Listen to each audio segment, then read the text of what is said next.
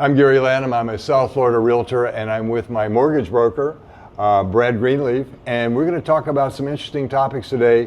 And one of those topics is, what are smart buyer requests in a slower market? Because we know that there's more inventory, we know that the sellers are in more pain, so this is an opportunity for the buyer to have some requests, but they have to be logical, they have to be sane, they have to be well thought out, and they can't be insulting. Have you been seeing that, Brad? Yeah, you see some crazy requests, but sometimes I see some strategic requests on how you can really make payments more affordable, right?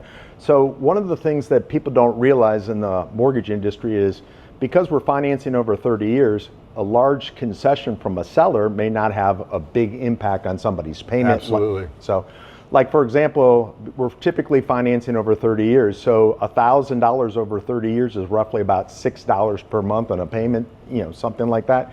So even if you're getting a $20,000 concession, that's like $120 per month, right? So it's a nice win, but it doesn't have the big impact that buyers are looking for. So there are some programs that we offer. We call them payment reduction programs, and we can, like for example, on a $500,000 home, we could still take that same $20,000 and maybe reduce somebody's payment by $800 for the first year, right? So that makes perfect sense. So it's kind of like, we used to use the phrase date the rate, buy the home, and marry it. Right. Yeah. So these are great options, and they can make things more affordable in today's marketplace. And like you've said before, you can always refinance if the opportunity presents itself down the road.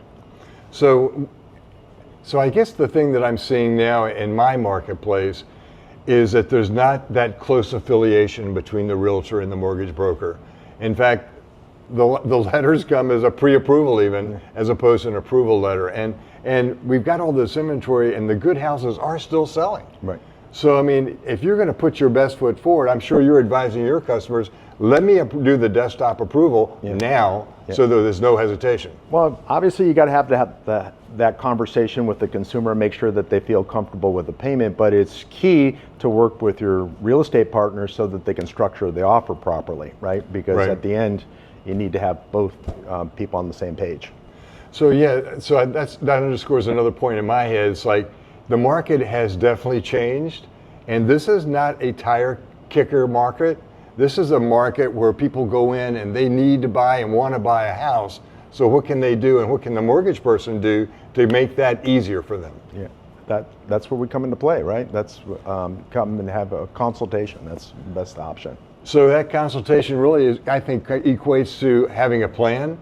The plan is between the realtor, the plan is between the mortgage broker, and making sure you follow that plan and execute the plan so you can buy that home. Yeah. Put yourself in the best position to win your offer. That's the gig, right? Makes a lot of sense. I appreciate it, Brad. All right, thank you.